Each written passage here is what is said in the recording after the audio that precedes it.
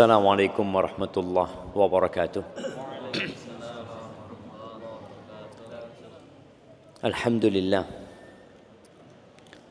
alladzi arsala rasulahu bil huda wa dinil haqq liyudhhirahu 'ala ad-din kullihi walau karihal musyrikun.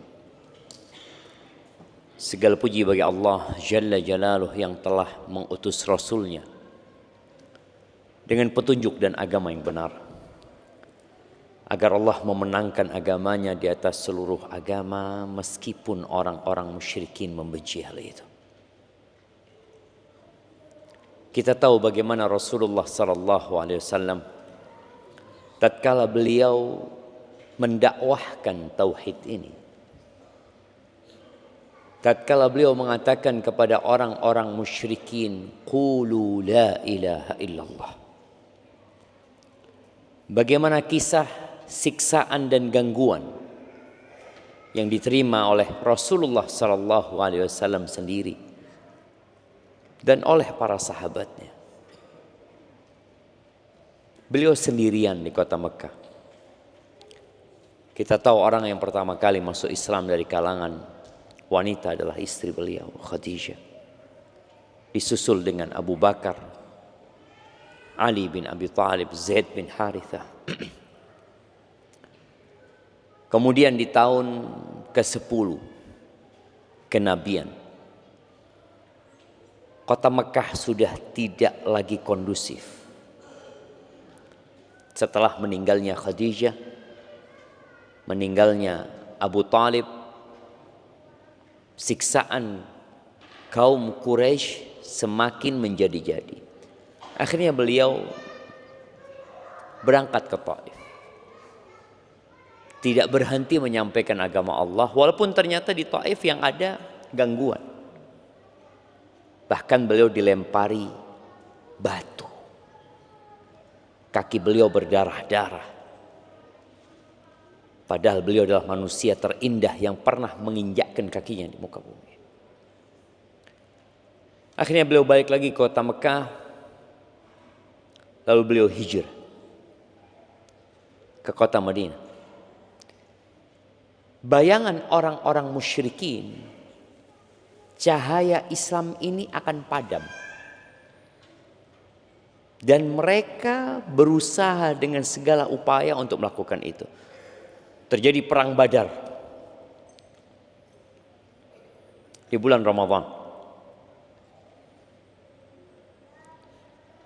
Ana mau tanya nih, yang bukan mahasiswa, kalau mahasiswa tahu jawaban. Ana mau tanya yang bukan mahasiswa, tanggal berapa terjadi perang Badar itu, dan berapa jumlah pasukan musuh, dan berapa jumlah pasukan umat Islam, dan berapa yang terbunuh dari kalangan kaum musyrikin? Nah, siapa yang mau jawab? Tanggal berapa? Tanggal 2. Tahun 2. Tanggalnya bukan 2. Tahun kedua Hijriah, betul. Tapi tanggalnya bukan. Nah, ada usaha dari Bapak. Siapa? Taib, tanggal 17 Ramadan, sahih. Lanjut. Berapa jumlah pasukan kaum? Kaum muslimin 300 belasan. Oke, kaum musyrikin? Ini informasinya diambil dari sana satu, diambil dari sana satu. Ini bukan kerja kelompok ini ya, Pak. Iya.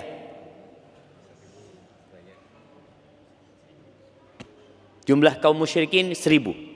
Oke, betul. Berapa yang terbunuh dari kaum musyrikin? Nah, lihat, nggak lengkap jemaah. Nah, ada hadiahnya di sini. Kayaknya dikasih sembako untuk jemaah. Tapi kalau sembako ini bisa dibagi-bagi kayaknya, jemaah. Taib, mau ngelengkapi. Terus gimana cara pembagian hadiahnya? Di sini bulan dan tahunnya, Di sini jumlah pasukannya antum menyebutkan yang terbunuh dari kaum musyrikin. Berapa yang terbunuh? 70-an. Dan yang ditawan 70 orang. Dari kaum muslimin yang terbunuh ya likuran lah. Sebutkan coba. Nanti kalau sudah selesai kajian antum maju ke depan, hadiahnya diambil nanti ya.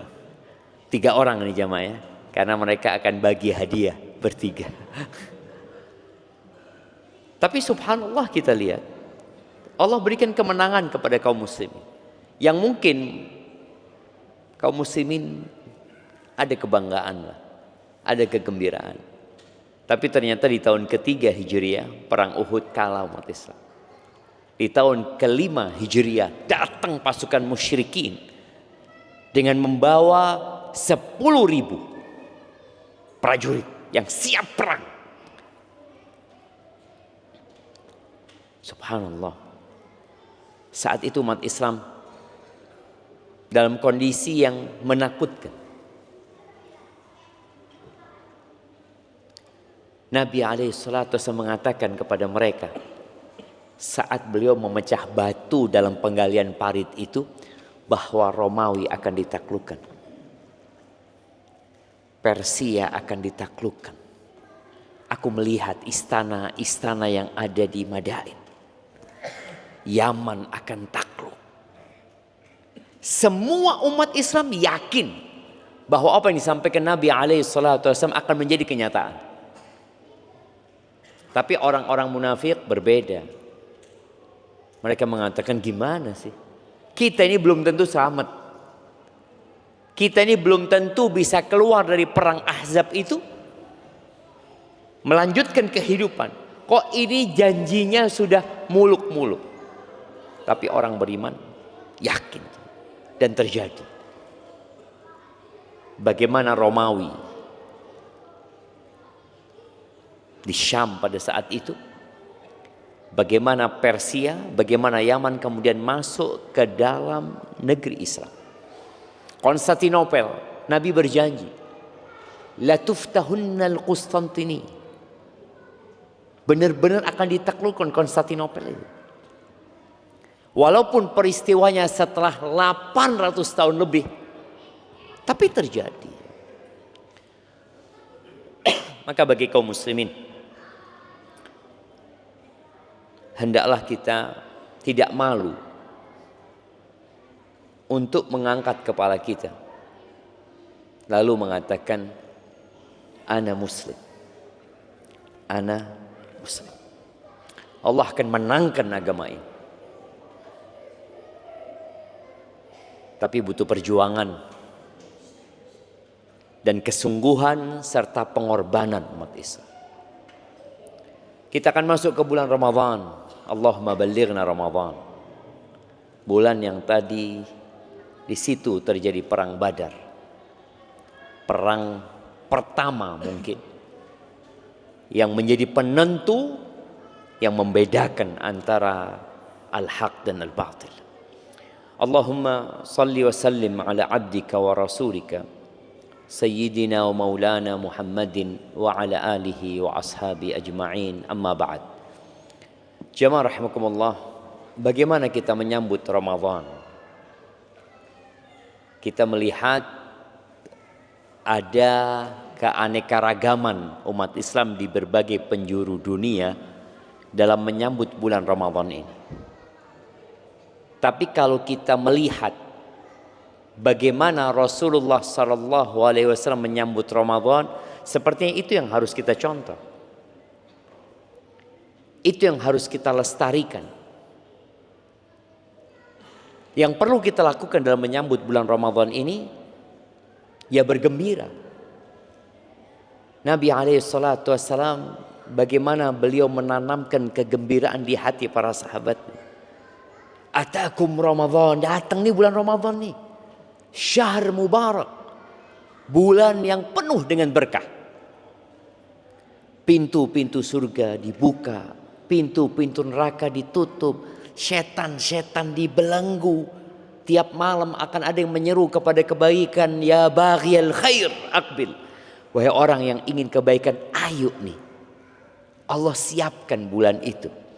Wa ya baghiyasyarr, syarr, bagi orang yang ingin berbuat jahat. Ya, masih ada kadang-kala kita keinginan berbuat dosa. Aksir, udah tahanlah engkau, berhenti gitu.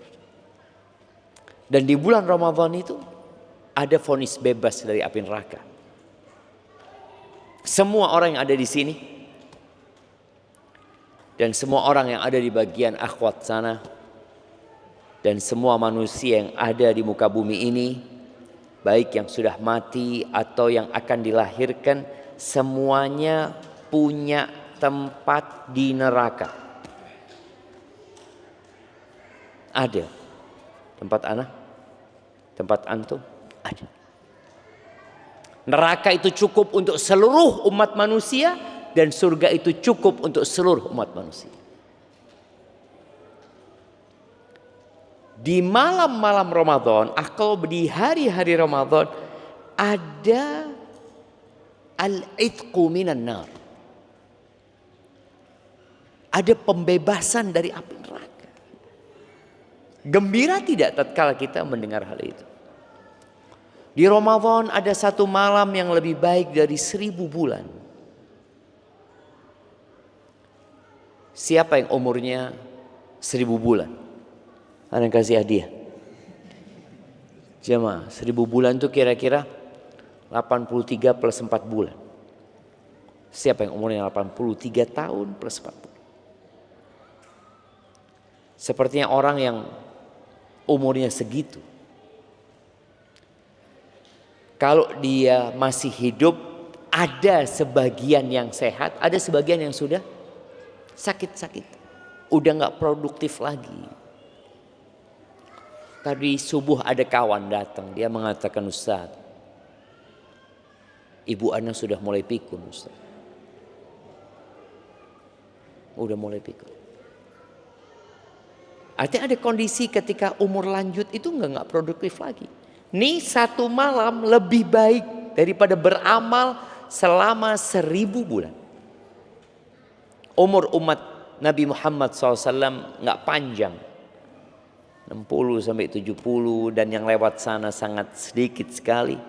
Tapi itu ada di bulan Ramadan.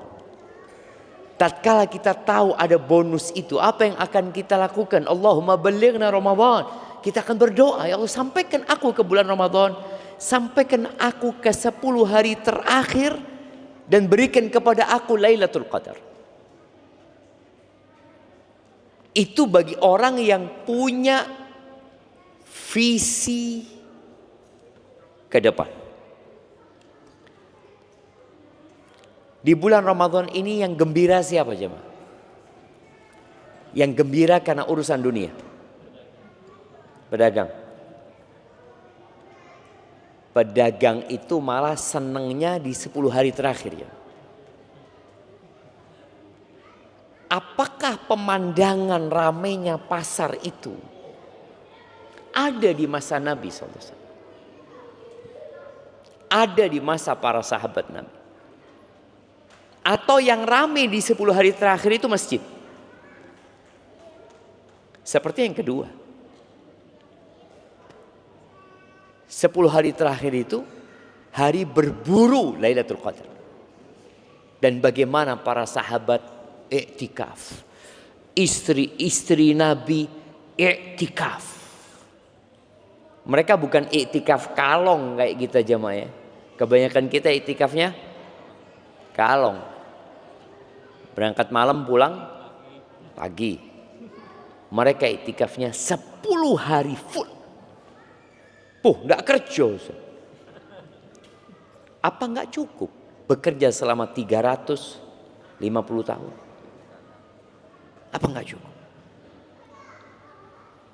Kalau kita berpikir, aku wis kerja 350 tahun kerja.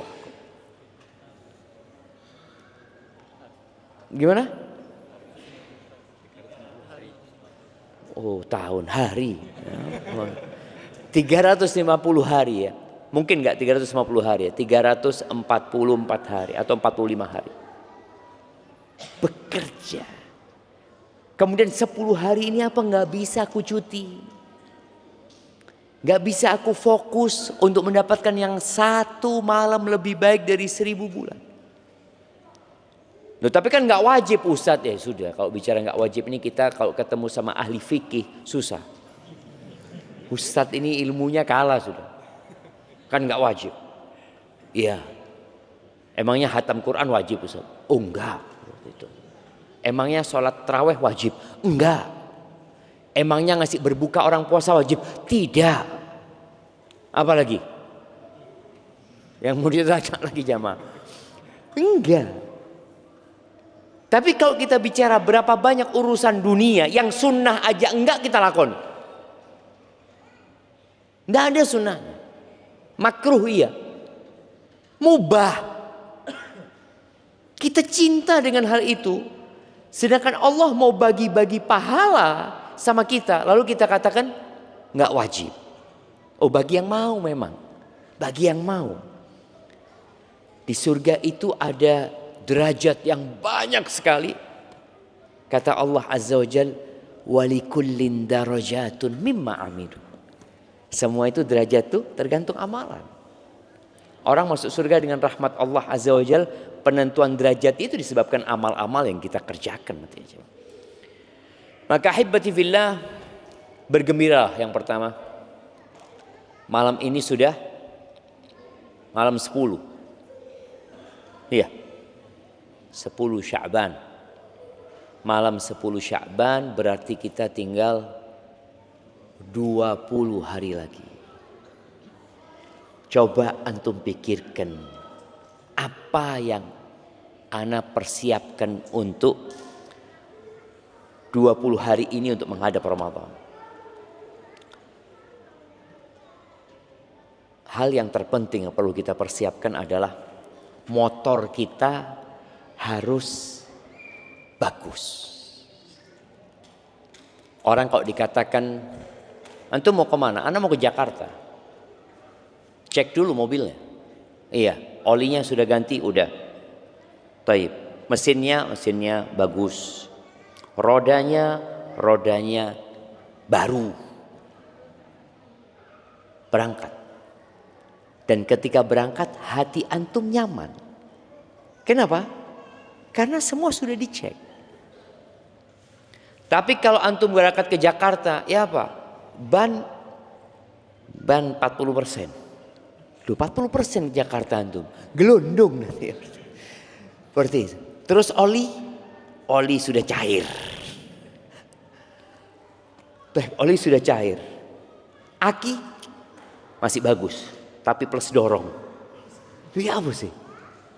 Antum mau berangkat ke Jakarta dengan kondisi seperti itu, yang dikhawatirkan nggak nyampe. Sampai Surabaya ditowing ke Jember. Mobil antum nantinya. Untuk menghadapi Ramadan ini, loh, kita harus benar-benar genak motor kita. Dan motor penggerak itu hati. Yang kata Nabi SAW, di tubuh kita itu ada satu organ. Kalau dia sehat, dia bagus, semuanya bagus. Tapi kalau dia rusak, semuanya rusak. Apa? Jantung kita nih. Ini malam 10. Terus malam 11, malam 12, malam 13, malam 14, malam 15. Malam nisfu Sya'ban. Kalau bicara malam nisfu Sya'ban ini, ada banyak cerita, ada banyak riwayat yang mungkin dikenal di masyarakat sehingga mereka merayakan nisfu Sya'ban itu dengan berbagai macam ritual. Ada yang kemudian sholat khusus di malam harinya, puasa khusus di tanggal 15-nya. Namun ternyata kalau kita melihat penjelasan para ulama tentang hadis-hadis berkaitan dengan nisfu Sya'ban ini, rata-rata dhaif dan palsu. Berkaitan dengan amalan khusus. Ada yang sahih tapi ternyata yang disahihkan oleh sebagian ulama.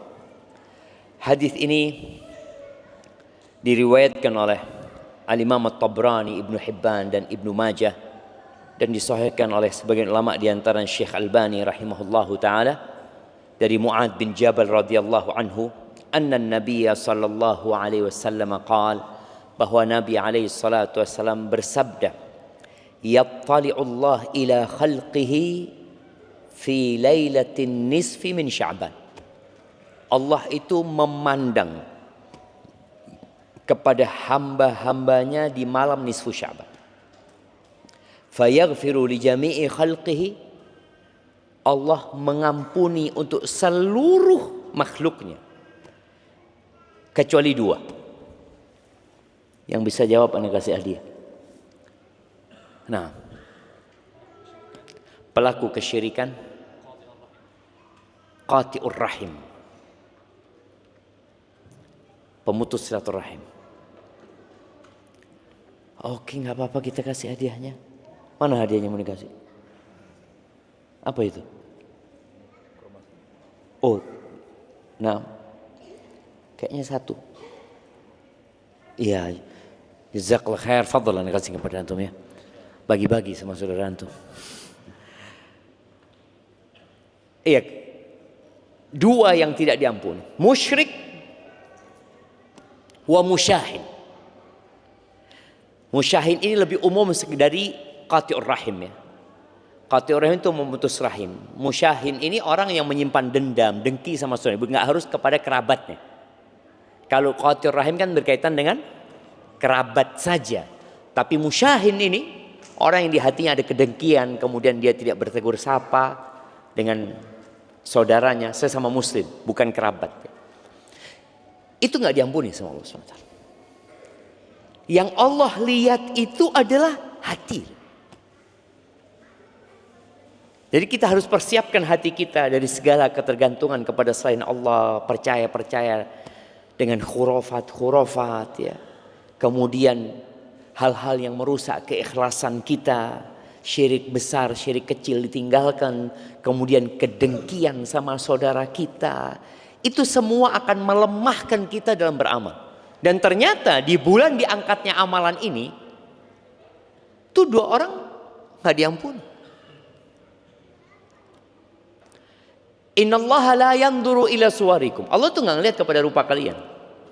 Sebagian kita sibuk dengan rupanya, sibuk dengan mau masuk Ramadan, cukur supaya ganteng kata dia. Dah dilihat gitu loh sama Allah itu. Wala yanzuru ila amwalikum, enggak lihat loh amal apa harta kalian, enggak dilihat. Pakai mobil apa ke sini? Enggak dilihat sama Allah. Pakai motor apa? Jamnya apa mereknya? Oh, cincinnya berapa hari? Enggak dilihat sama Allah SWT. Wa innama yanzuru ila qulubikum wa a'malikum, yang dilihat tuh hati kalian. Dan subhanallah, kita yang duduk di sini menyimpan sesuatu di hati kita yang sebelahnya nggak tahu. Tapi Allah tahu. Boleh jadi ada kedengkian dan iri, ada keinginan balas dendam, yang itu akan membuat antum jadi lemah dalam perjuangan. Maka tolong bersihkan dengan bertobat kepada Allah Azza wa Jalla, membersihkan hati kita, memperkuat amal kita insyaallah. Tapi sebelum kita lanjutkan, antum sudah kenal dengan kanan kiri antum? Enggak lagi. Setiap kajian ustadznya harus ngiling. Tapi memang ya seperti itu manusia jemaah. Nabi SAW itu di masa Nabi SAW pernah beliau itu ngomong, nyampaikan sebuah hadis. Jadi ada orang datang, Assalamualaikum. Kata Nabi SAW, Ashrah, 10 kebaikan nih orang ini. Datang lagi, Assalamualaikum warahmatullahi wabarakatuh, 20. Assalamualaikum warahmatullahi wabarakatuh, 30. Habis Nabi menyampaikan itu alaihi salatu, ada sahabat pergi nggak salam jemaah. Ya kata Nabi SAW, ya Allah baru saja disampaikan, kata Nabi SAW. Sudah hampir lupa gitu loh. Lalu Nabi alaihi salatu mengatakan, yang terakhir itu tidak lebih penting daripada yang pertama. Jadi salam itu ketika datang dan ketika pergi gitu loh jemaah. Cuma tadi bagaimana sahabat Nabi lupa jemaah. Tapi antum sudah kenal belum? Antum kenal sama yang kanan antum? Enggak. Antum? Loh dia ngarep soft pertama enggak kenalan jemaah. Yuk kenalan kabeh jemaah. Kenalkan nama, dari mana, apa profesinya.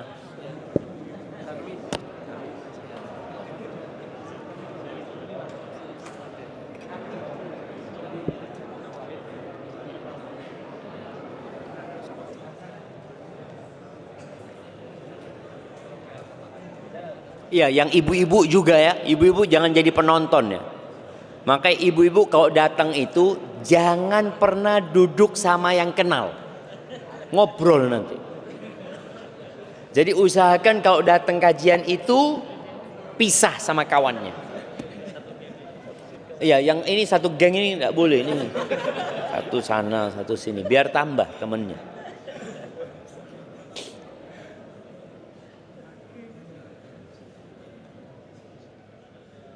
Nah, ana mau kasih hadiah buat yang kenalannya baru saja ini 5 orang.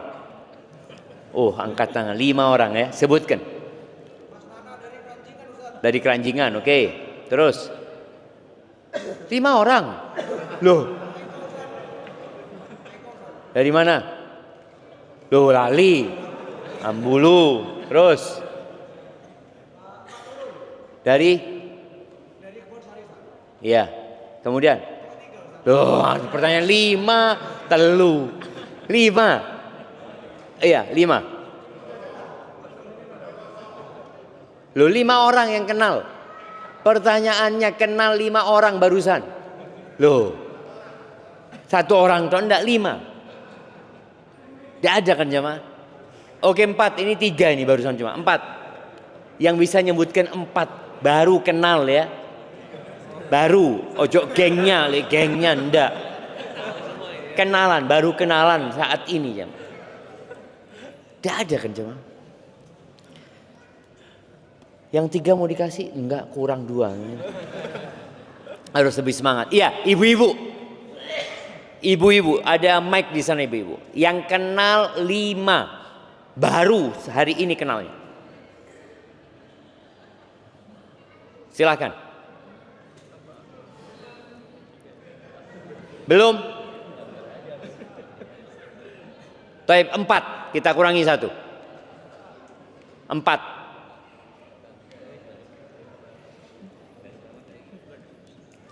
Ibu-ibu.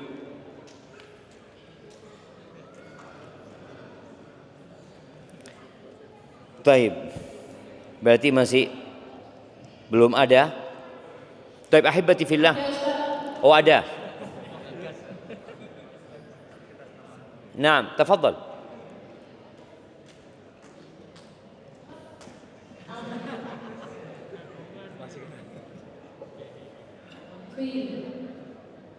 Iya.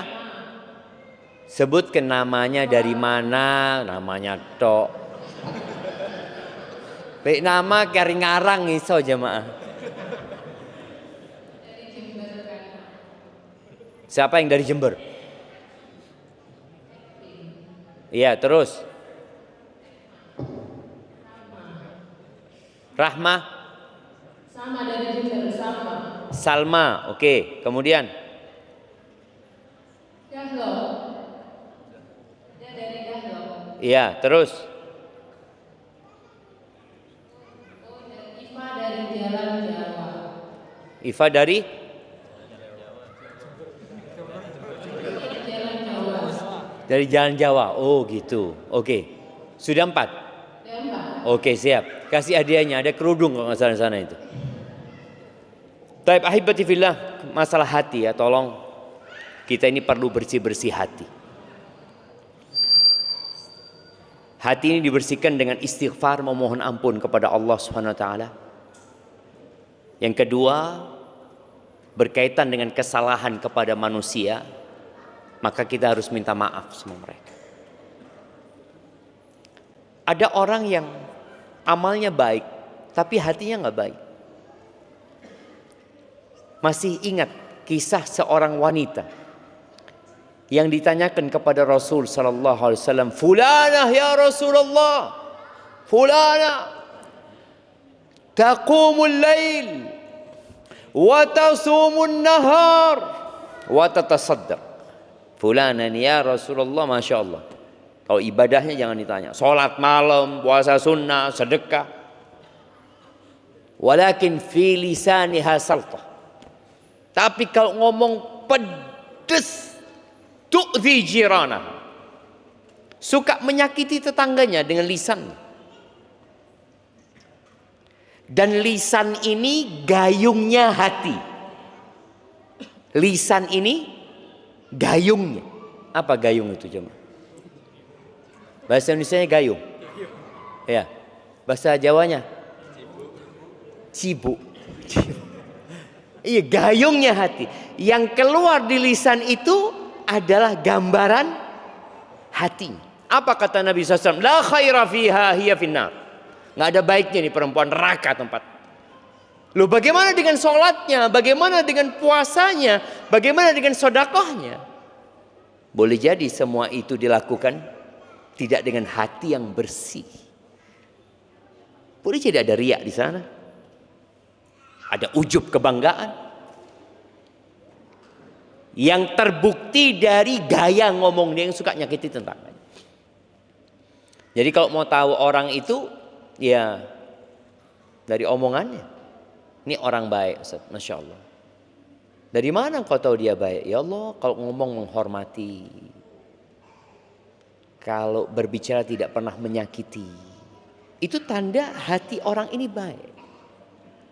Dan yang paling banyak memasukkan ke neraka itu apa? Lisan. Oh enggak Ustaz, ana ngomong kayak gitu enggak dari hati Ustaz. Lu ana enggak tahu. Enggak pernah ngelihat hatimu, tapi lisanmu itu cerminan hatimu. Maka tolong bertobat. Udah berhenti berbuat dosa. Enggak ada lagi bicara besoklah terakhir Ustaz. Enggak usah besok jemaah. Kita perlu menguatkan motor kita tadi. Ingat yang datang kepada Hasan al-Basri tentang seorang yang nggak bisa sholat malam. Sebagian kita nih, kita udah bahas di bulan Rajab bagaimana menyambut Ramadan sebenarnya. Kita sampaikan bagaimana kita memperbanyak baca Quran, sholat malam ya, puasa. Kalau ternyata antum di bulan Syaban, aku kok nggak bisa puasa Ustaz ya? Anak kok nggak bisa sholat malam Ustaz? Padahal fulan bisa, anak punya tetangga, anak punya kawan, anak punya sohib sekantor, puasa kuat. Ngajinya kuat Ustaz, tiap hari 1 juz. Di bulan Rajab, bulan Syaban 1 hari 2 juz. Kenapa dia mampu, aku nggak mampu? Kata Hasan al-Basri, qayyadatka dhunubuka. Engkau di rantai, dibelenggu dengan dosa-dosamu. Ingat yang motornya suka mogok dulu, yang kalau mau starter tidak bisa, kemudian businya dilepas. Diapakan businya jamaah? Dibersihkan jamaah, diamplas jamaah. Terus masukkan lagi, starter lagi. Belum bisa ternyata jamaah. Diambil lagi, dibersihkan lagi, tambahi doa. Ya Allah, tidak sampai ke tempat kajian kalau ini tidak hidup ya Allah. Starter hidup. Jadi kalau antum di bulan Sya'ban ini ternyata punya masalah dengan ibadah-ibadah yang seharusnya dilakukan. Yang Nabi SAW di bulan diangkatnya amalan ini memperbanyak puasa sunnah, kita enggak. Ada masalah sama kita. Ada masalah sama hati kita. Coba kita lihat ya bagaimana para sahabat Nabi melihat Rasulullah sallallahu alaihi wasallam. Kana Rasulullah sallallahu alaihi wasallam yasumul ayyam, yasrud. Beliau itu biasa puasa berhari-hari, disambung coba. Hatta yuqal la yuftir, sampai dikatakan Nabi ini enggak berbuka. Dari umpamanya dari hari Senin puasa, Selasa, Rabu, Kamis, Jumat, Sabtu, Senin, Selasa, Rabu, Kamis. puasa nyambung. Wa yuftir ayyam hatta yakad la yasum. Dan kadang-kala Nabi sallallahu alaihi wasallam tidak puasa. Berhari-hari tidak puasa. Illa yaumaini minal Jum'ah. Kecuali 2 hari dalam satu Jumat. Kalau bahasa kita seminggu, kalau bahasa para sahabat Nabi sejumat. Kecuali 2 hari dalam sejumat itu, in kana fi siyamihi wa illa sawmahuma. 2 hari ini kalau Nabi lagi nyambung maka akan ikut. Kalau Nabi tidak lagi puasa, tetap beliau puasa di 2 hari ini. Hari apa? Senin sama Kamis. Karena Senin sama Kamis ini hari diangkatnya amalan. Sama kalau di bulan itu, bulan diangkatnya amalan adalah bulan Sya'ban ini.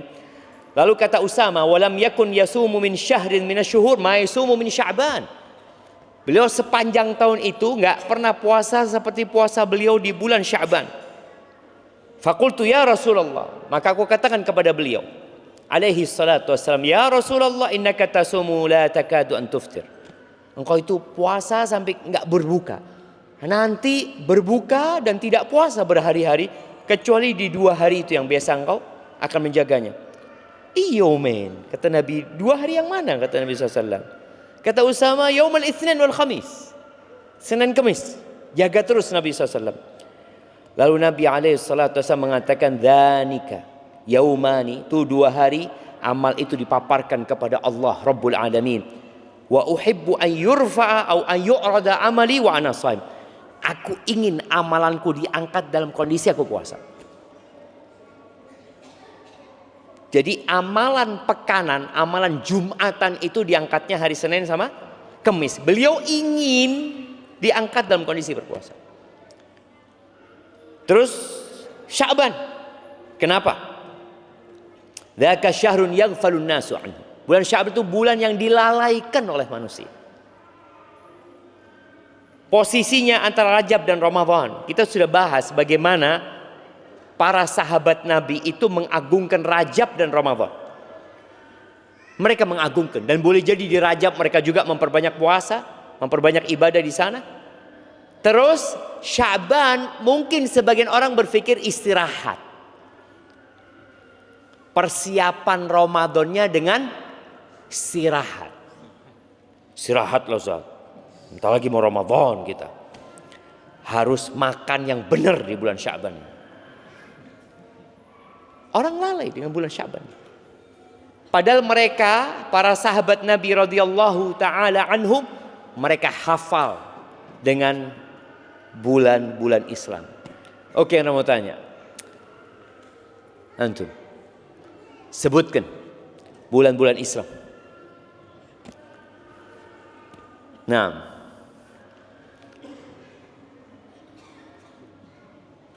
yang pertama apa? Januari. Ya Allah.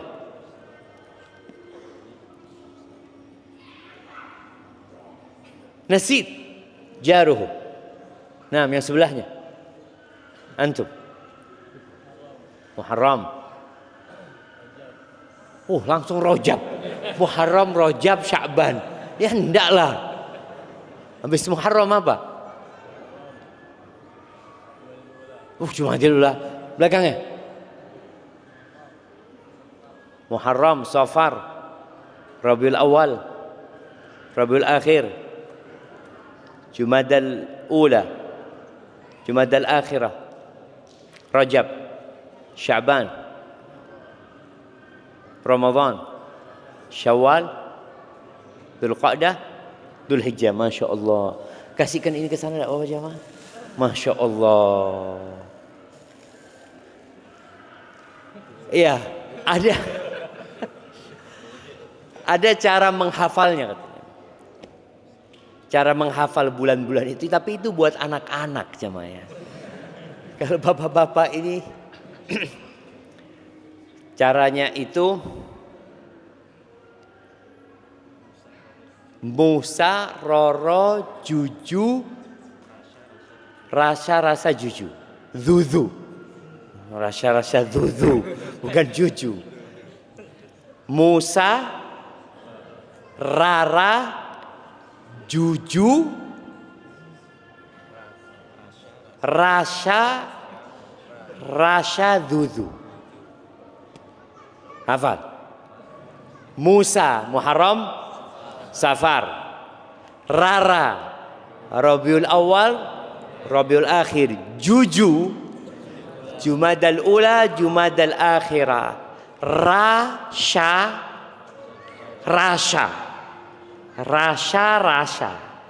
Rajab, Sya'ban, Ramadan, Syawal. Rasa, Zuzu, bukan Juju. Zuzu. Hah? Dzulqa'dah, Dzulhijjah. Musa, Rara, Juju, Rasa, Zuzu. Wes, hafal. Oke, kita dengarkan azan dulu baru kita tes lagi, bentar lagi jam 6.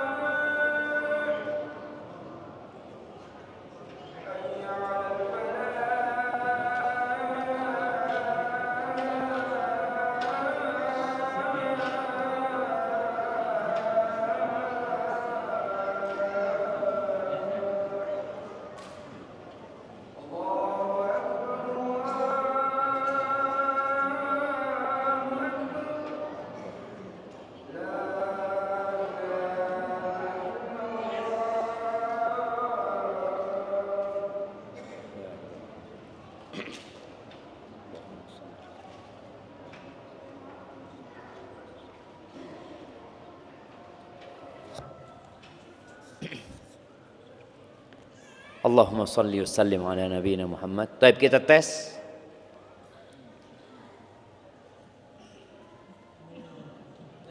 Ya. Iya, singkatan tadi. Musa, Harun. Oke.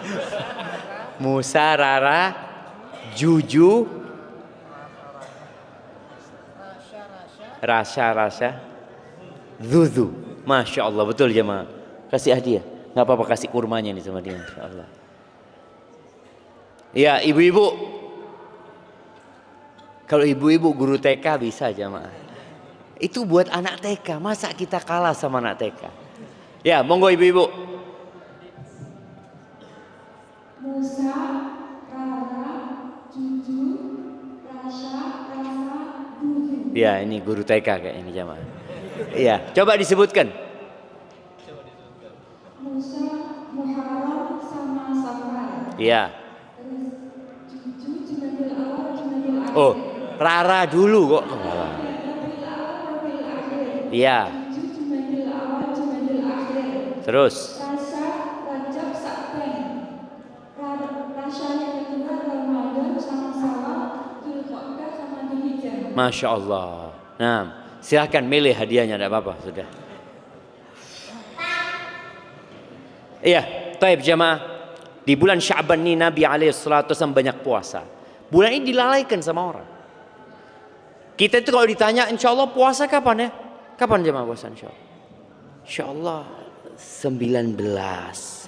Kok iso? Puasa itu ya 1 Ramadan. Sampai kapanpun poso itu 1 Ramadan. Tapi karena kita nggak peduli dengan kalender kita menghafalnya Masehi. Sampai Ramadan kita, sampai Syawal kita tetap yang dihafal Masehi. Kapan insya Allah kita lebaran? 1 Syawal. Mulai zamannya Nabi Muhammad SAW sampai hari kiamat, yang namanya lebaran itu kapan? 1 Syawal. Dan ketika Nabi SAW menyebutkan banyak orang lalai, ini di masa Nabi SAW. Bagaimana dengan di masa kita? Yang pahala di waktu dilalaikan orang itu nilainya besar sekali. Al-ibadatu fil haraj kahijratin ilayya. Ibadah di waktu-waktu orang lalai, sibuk cari dunia, ini itu seperti hijrah kepada aku, kata Nabi SAW. Salat duha yang paling utama itu kapan? Hina tarmudul fisal. Yang dikatakan salatul awabin, salatnya orang-orang yang kembali kepada Allah.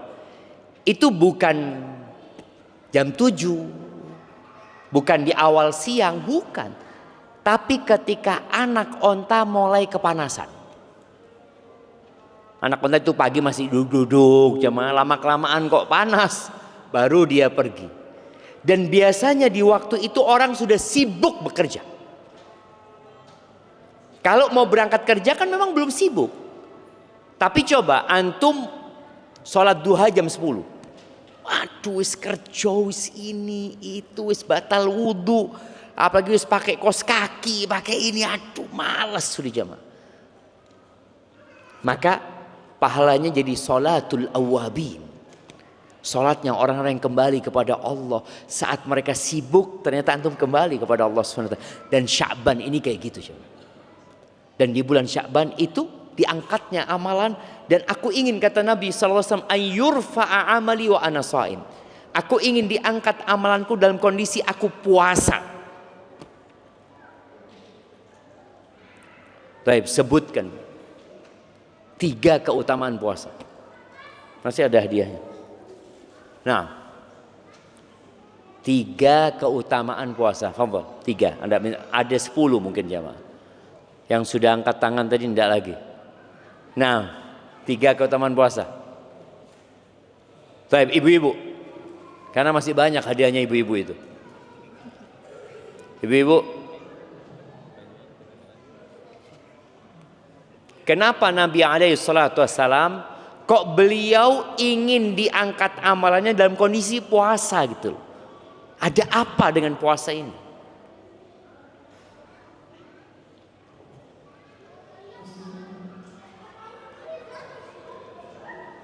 Naam, tafadhali.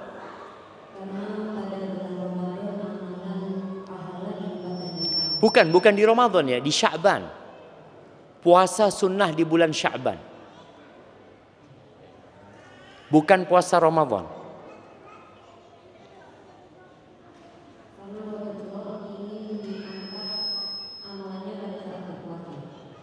Iya, kenapa? Itu pertanyaannya. Afwan. Kenapa kok beliau memilih puasa gitu? Kok nggak ingin diangkat amalannya pada saat umroh umpamanya?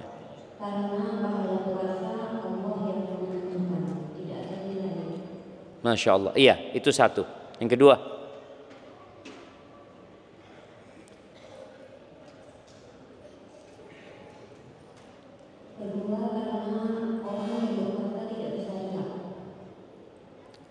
Yang ketiga,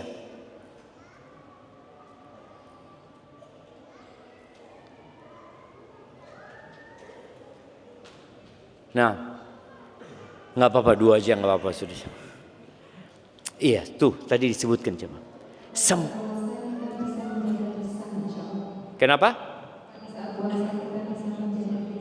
Menjaga hati ya, menjaga syahwat, nah, menjaga nafsu dan menjaga lisan tentunya.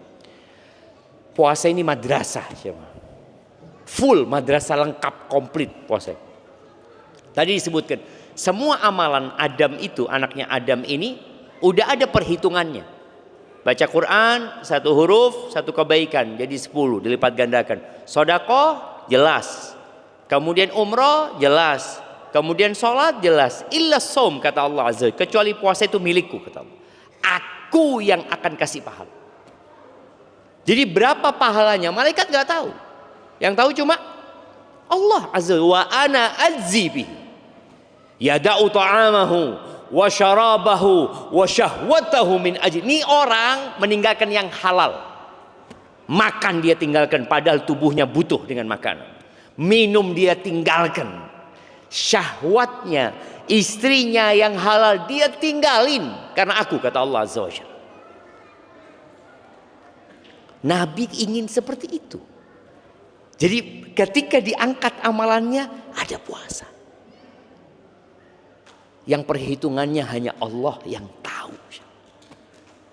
Kemudian orang yang puasa itu punya waktu lebih panjang lagi dalam hidup ini. Yang banyak memakan waktu kita itu adalah makan dan minum kadang-kala jamaah. Orang kalau nggak puasa selesai nggak akan makan siang ya, nggak ada sarapan ya, nggak ada ceritanya ngopi, nggak ada ceritanya coffee break wala apa. Yang ada ibadah lagi, dia akan bisa baca Quran, dia akan dapat menghatamkan Al-Quran, dia akan menundukkan pandangan, dia akan jaga mulutnya. Orang puasa itu yang halal ditinggalin, apalagi yang haram. Dan yang terakhir buat teman-teman, persiapan untuk menyambut Ramadan ini, mulai belajar lagi fikih Ramadan. Belajar lagi, karena Ramadan ini ibadah setahun sekali ya. Kadang-kala ada yang lupa, dengan kita baca, kita termotivasi, kita jadi sadar, dan doa yang banyak supaya disampaikan ke bulan Ramadan. Karena ada orang yang sampai ke bulan Ramadan tapi nggak puasa juga. Dan puasa di bulan Sya'ban ini sebagai bentuk latihan ya. Insya Allah ana yakin jam. Semoga nggak salah. Kalau antum puasa di bulan Sya'ban, nggak ada ceritanya awal Ramadan itu bingung sama takjil. Nggak ada. Nggak ada ceritanya sore-sore keliling. Kemana? Golek bengi. Di mana bengi digolek jemaah? Nyari malam gitu jemaah. Tahu-tahu pulang bawa sak kresek jemaah. Gorengan, petulo, apa lagi? Kolak, es campur, es degan, ketan. Semua mau dia makan. Habis asar atau 1 jam sebelum waktu adzan itu sudah nunggu di meja makan. Insya Allah dilihati, dibolak-balik. Wah enak iki kok jemaah. Kalau dia biasa puasa di Sya'ban nggak akan mikir itu. Adzan pun dia mungkin sedang mandi. Tapi orang yang tidak pernah puasa itu jam dibolak-balik jam. Anu yo, kok suwi sih Imam? Karena dia nggak biasa puasa sunnah. Tapi kalau dia biasa puasa sunnah, dia bisa habis asar dia duduk ngaji. Katanya ada doa yang mustajab buat orang yang berbuka. Dia banyak baca doa, nggak mikir makan. Dan orang yang biasa puasa di bulan Sya'ban, kalau nggak sahur di Ramadan, bingung. Nggak bingung. Karena puasa sunnah itu nggak harus niat di malam hari. Nabi SAW kadang-kala pagi hari tanya ke rumah istrinya, ada yang bisa dimakan nggak ada? Kalau gitu aku puasa. Sahur itu sunnah, nggak wajib. Tapi orang yang tidak pernah puasa, ketika tidak sahur di Ramadan, apa yang terjadi?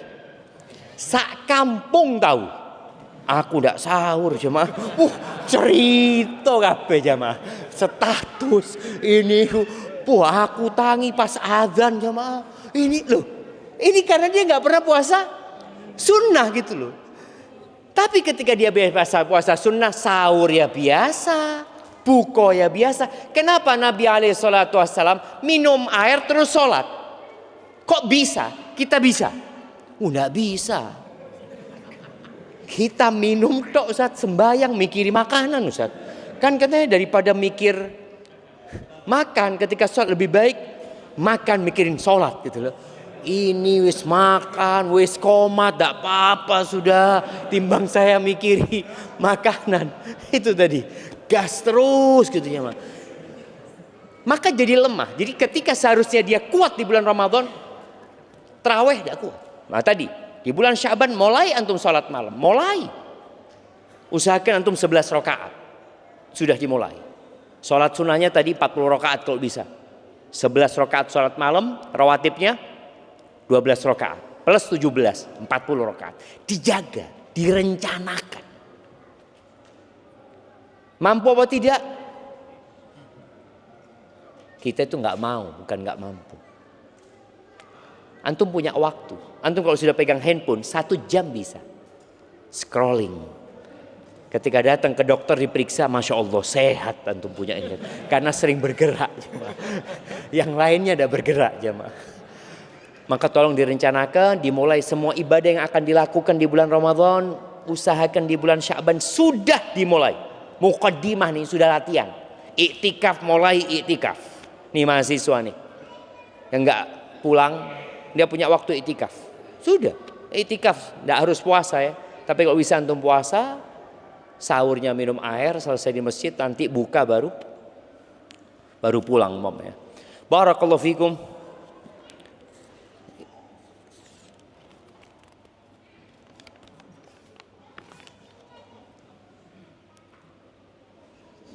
Wah ini rame nih jemaah.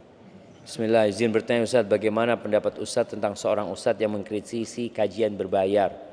Apakah pendapat pribadi Ustaz tersebut bisa dijadikan hujah dan rujukan? Yang pertama, hujah itu adalah qala Allah, qala Rasul ya. Kalau bicara ini pendapat, ya pendapat, nggak ada masalah seorang berpendapat dan boleh jadi dia menyimpulkan hal itu karena ada pertimbangan-pertimbangan ya, seperti itu. Nggak ada masalah. Jadi antum jangan anti kritik. Ketika antum dikritik, itu menjadi bahan untuk introspeksi diri kita. Boleh jadi memang kita salah. Boleh jadi dia yang benar. Jadi ada masalah-masalah yang ada ruang untuk pendapat di antara para ulama, para asatidzah, hendaklah berlapang dada menghadapi hal itu dan selalu berbaik sangka. Berbaik sangka dengan yang mengkritik dan berbaik sangka dengan yang dikritik. Dengan cara itu insya Allah kita akan tetap menghargai dan menghormati para asatidzah. Barakallahu fikum.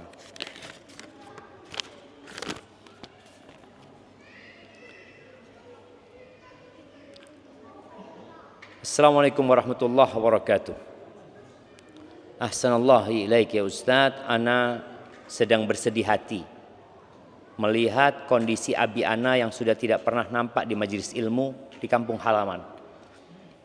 Pernah ana ajak dan tanyakan kenapa tidak mau lagi hadir ke sana.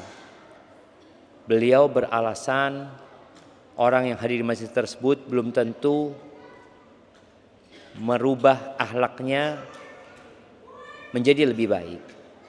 Ditambah lagi beliau malah kecanduan bermain TikTok, scroll, live dan segala macam yang mungkin tidak ada faedahnya. Kita lihat jemaah ya, setan itu terkadang dia membisikkan 99 pintu kebaikan yang dia maksudkan yang ke-100 yang keburukan. Jadi bayangkan bagaimana abahnya anak ini, dia nggak mau kajian karena belum tentu berubah ya. Tapi ternyata dia sibuk dengan TikTok, dengan ini tidak ada masalah gitu. Ini yang perlu kita waspadai dalam menghadapi bisikan-bisikan syaitan ya kepada kita. Antum kadang-kala malas datang kajian, kenapa? Ana datang kajian Ustaz, nggak ada yang salam sama ana Ustaz. Betul loh jemaah, ada yang seperti itu. Ada teman yang cerita, dia ngomong, Ustaz, ana pertama datang kajian Ustaz di Surabaya, ana datang sama istri ana, dia cerita. Waktu itu di masjid, ada masjid besar, rame Ustaz. Ana duduk di tengah-tengah lautan manusia itu. Ana di WA sama istri ana. Ada yang nyapaan tuh, ada yang nyapaan tuh, kata dia. Gak ada, kata dia. Nafsi-nafsi. Nah itu yang terjadi kadang-kala gitu. Menyebabkan orang akhirnya gak suka datang kajian. Apa sih yang menghalangi antum untuk mengatakan Assalamualaikum, kaif halak? Ana dari sini, antum dari mana? Gitu. Apa yang menghalangi? Bid'ah. Apanya yang bid'ah aja mah? Titik-titik bid'ah gitu kan. Malah kita dianjurkan untuk ketika berjumpa untuk mengucapkan salam dan bersalaman gitu loh. Itu sunnah yang kita tinggalkan. Lalu kita mengaku ahlus sunnah wal jamaah.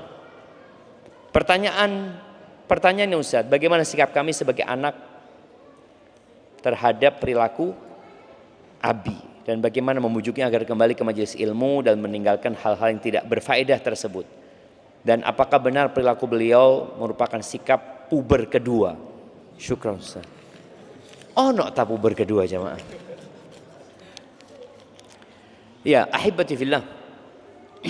Apa sikap anak? Sikap anak terhadap orang tua yang seperti ini, yang pertama mendoakan. Yang kedua, kalau bisa ketemu. Artinya ini kan di kampung, anaknya boleh jadi ada di tempat lain, anaknya di Jember. Kalau kita ngasih nasihat pakai surat, ya nggak apa-apa. Antum tulis surat sama orang tua, jangan WA ya. Tulis surat yang di print, kirimkan ke orang tua pakai pos, biar dibaca, biar enak bacanya. Kalau memang berjauhan. Apa yang disampaikan, sampaikan kepada orang tua tentang kecintaan antum sama orang tua. Yang kedua, ucapan terima kasih kepada orang tua. Yang ketiga, permohonan maaf karena belum bisa berbakti secara maksimal. Yang keempat, harapan. Nah, di keempat inilah yang antum sampaikan berkaitan dengan orang tua tadi. Sampaikan tentang keutamaan majelis ilmu. Di majelis ilmu itu apa saja keutamaannya gitu loh. Setelah disampaikan keutamaan majelis ilmu, kemudian bicara tadi masalah waktu, di mana modal orang hidup itu waktu. Kalau ayah menghabiskan waktu dengan hal-hal yang tidak berguna, apa manfaatnya buat ayah gitu loh. Mungkin seperti itu. Jadi sharingnya itu tidak ngasih tahu, tapi ngajak orang tua untuk berpikir. Semoga dengan cara seperti itu Allah berikan hidayah. Bismillah, izin bertanya Ustaz, apakah boleh melanjutkan makan sahur sementara adzan subuh sudah berkumandang dengan alasan agar tidak mubadzir? Enggak apa-apa sampai zuhur sekalian jam.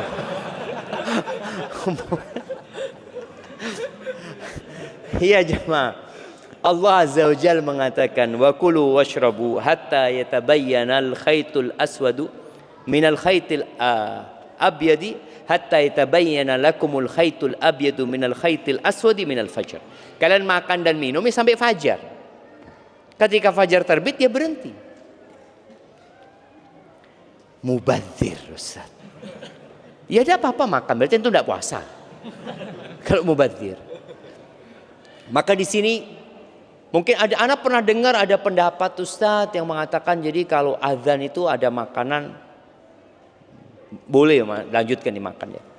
Masalah ini ada khilaf di antara para ulama. Tapi keluar dari khilaf itu menyelamatkan. Ketika azan sudah selesai. Karena yang batasan puasa itu dari fajar terbit sampai matahari terbenam. Jadi ketika sudah fajar terbit, kecuali azannya itu duluan, cepat jam. Ana kalau nggak salah sudah, Ana membaca kalau nggak salah ada pernyataan resmi dari Muhammadiyah yang menyatakan bahwasanya waktu subuh Indonesia itu kecepatan 8 menit ya. Kalau nggak salah seperti itu ya, mereka sudah menetapkan seperti itu. Itu bisa menjadi bahan pertimbangan kalau memang benar seperti itu. Dan semoga pemerintah juga mengakomodir hal itu. Jadi kalau ternyata azannya itu kecepatan, maka nggak apa-apa kita makan dan minum, karena memang belum masuk waktu subuh. Sebagaimana antum itu kalau berbuka jangan ngelihat yang azannya paling cepat. Kita itu lihat masjid kono, enakan melok masjid kono. Loh, padahal belum terbenam mataharinya. Ukurannya itu bukan azan, tapi ukurannya terbenamnya matahari. Karena ada beberapa masjid, ana pernah sakit hati sama salah satu masjid ya. Nggak azan-azan, ternyata buko disik ya Mas. Yang di masjid itu dia pas masuk waktu, dia kan ngerti hukum fikih ya, tahu oh sudah masuk waktu, makan mereka jamaah. Kita yang di rumah nunggu udah azan-azan seperti itu. Ternyata mereka buko disian. Ini nggak boleh juga gitu. Artinya orang di masyarakat itu nunggu, maka tolong ya disampaikan kalau sudah masuk waktu. Boleh yang azan itu minum dulu, kalau sudah masuk waktu ya dia minum kemudian dia azan karena sudah masuk waktu seperti itu. Jadi ingat, harus dipastikan kita dianjurkan mensegerakan berbuka kalau sudah pasti. Kalau ragu tunda seperti itu. Barakallahu fiik. Ini ada pertanyaan terakhir. Mohon saran untuk kami agar mudah untuk memaafkan orang lain. Karena hati saya sulit untuk memaafkan dan seringkali ada dendam terhadap kesalahan-kesalahan orang lain meskipun itu orang tua kita. Jazakallahu khairan. Ahibbati fillah. Siapa yang tidak pernah mengecewakan orang lain? Masih ada hadiahnya. Kita itu kadang-kala merasa orang yang paling tersakiti dalam hidup ini. Kita merasa nggak pernah nyakitin orang lain. Kalau sudah bicara orang tua, apalagi ibu kita itu punya kebaikan dan bapak kita punya kebaikan, yang kita lupa dengan kebaikan itu karena memang kita nggak punya memori di sana.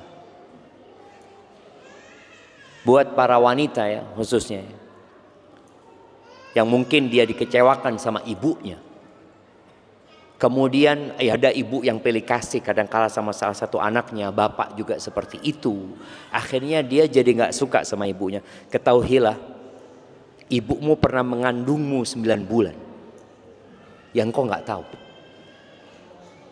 Itu cukup kebaikan yang tidak terbalaskan. Ketika proses melahirkan, dia berpotensi mati ketika itu dan tetap dia lakukan. Kemudian menyusui ya. Jadi cara kita memaafkan orang lain, yang pertama melihat kebaikan orang lain. Semua orang punya kebaikan. Yang kedua melihat kepada diri kita. Kita ini berbuat salah terus-terusan ya, sama Allah Azza wa Jalla. Berapa banyak orang yang kita sakiti namun kita nggak sadar.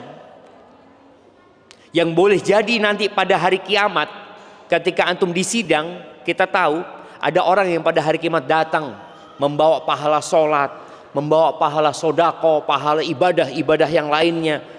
Udah orang ini punya pahala banyak jam, tapi ternyata yang nuntut dia banyak.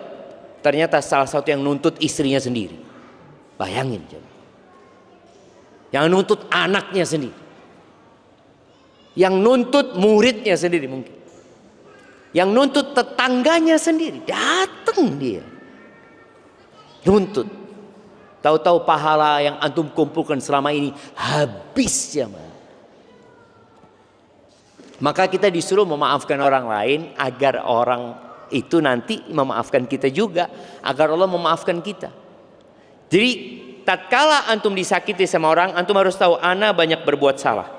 Makanya Abu Bakar Siddiq ini sahabat yang paling top nomor 1 yang dijamin masuk surga. Dan dia pernah disakiti dengan sesuatu yang membuat Abu Bakar nggak mau memaafkan. Putrinya dituduh berzina. Dan yang menyebarkan isu itu sepupunya Abu Bakar sendiri, yang tiap bulan atau tiap waktu dikasih santunan sama Abu Bakar. Gara-gara itu Abu Bakar bersumpah tidak mau memaafkan Mistah. Lalu Allah tegur, wala ya'tali ulul fadli minkum was-sa'ati an yu'tu ulil qurba wal masakina wal muhajirina fi sabilillah falyafu wal yasfahu ala tuhibbuna an yaghfirallahu lakum. Kata Allah, jangan sampai itu ada orang-orang yang Allah kasih rizki lebih, Allah kasih keluasan rizki, kemudian dia bersumpah tidak mau ngasih. Sumpah Abu Bakar kerabatnya, tidak mau ngasih kerabatnya, orang miskin, orang yang muhajir fi sabilillah, Mistah itu. Hendaklah mereka memaafkan. Udahlah, nggak usah dikasih hukuman atas kesalahannya, itu sudah dilupakan. Lalu Allah katakan, ala tuhibbuna an yaghfirallahu lakum. Apakah kalian nggak suka diampuni sama Allah SWT? Kata Abu Bakar, bala, iya ya Allah, aku ingin diampuni ya Allah. Abu Bakar merasa punya salah. Maka dengan itu Abu Bakar memaafkan dan bersumpah tidak akan pernah mencabut santunan yang diberikan kepada Mistah. Maka ini menjadi pelajaran buat kita bersama. Jadi kalau antum sulit memaafkan, ingat antum punya banyak salah sama Allah. Dan kalau bicara salahnya kita, salah kita itu kita ulangin ya. Kita ulangin, terus kita ulangin, kita tobat, kita ulangin. Pagi kita istighfar, sore kita istighfar, malam Lailatul Qadar kita mengatakan Allahumma innaka afuun tuhibbul afwa fa'fu anni. Terus Allahumma innaka afuun, ya Allah sesungguhnya Engkau Maha Pemaaf, Engkau cinta dengan maaf, maafkan aku ya Allah. Lalu kita mengatakan kepada saudara kita, tiada maaf bagimu. Boleh jadi kita nggak dimaafin sama Allah. Maka kita memaafkan orang dalam rangka mencari maaf Allah buat kita. Hadza wallahu a'lam bishawab. Itu yang dapat kita kaji pada kesempatan kali ini. Ada hadiah terakhir. Iya, tinggal satu lagi. Ini yang satu buat 3 orang tadi itu. Nah, iya, pertanyaannya,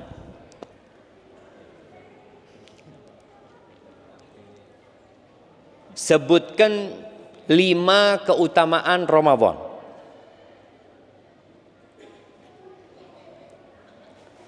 Ayo jemaah, sini belum ada yang dapat hadiah sini. Oke. Nah,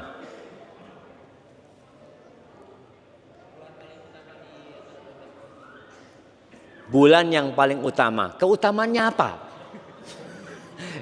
Keutamaan yang ditanya.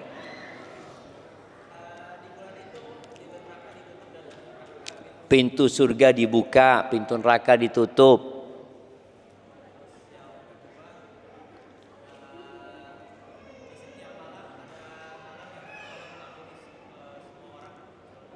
Ada pembebasan dari api neraka. Ya.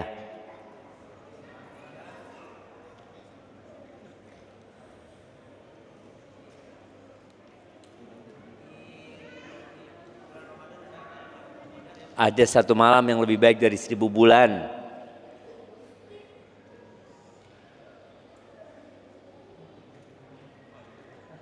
Terus setan dibelenggu.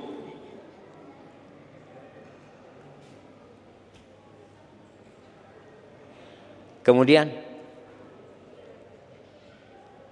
umrah di Ramadan seperti berhaji bersama Rasulullah. Masya Allah, kasihkan hadiahnya. Taib, ibu-ibu masih ada hadiahnya? Masih ada kayaknya. Taib, pertanyaan buat ibu-ibu. Sebutkan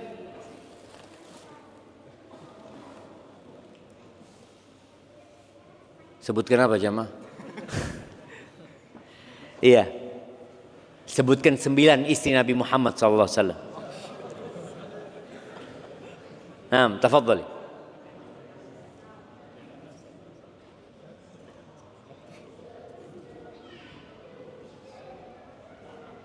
Naam. Ada yang hafal?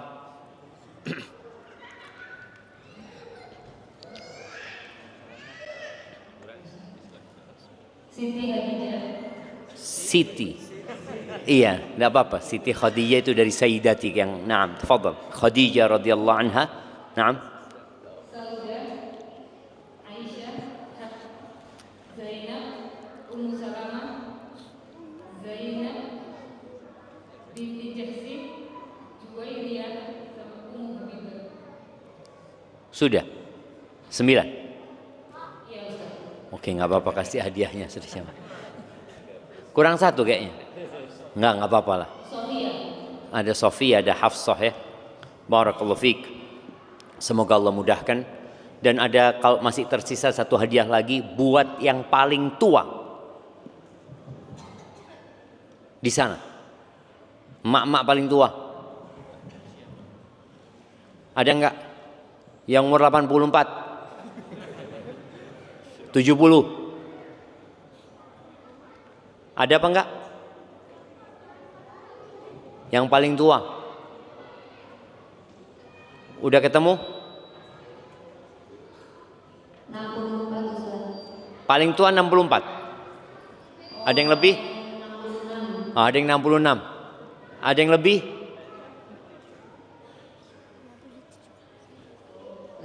Oke, yang 66 sudah ya. Jazakallahu khair. Subhanakallahumma bihamdika asyhadu an la ilaha illa anta astaghfiruka wa atubu ilaik. Wassalamualaikum warahmatullahi wabarakatuh.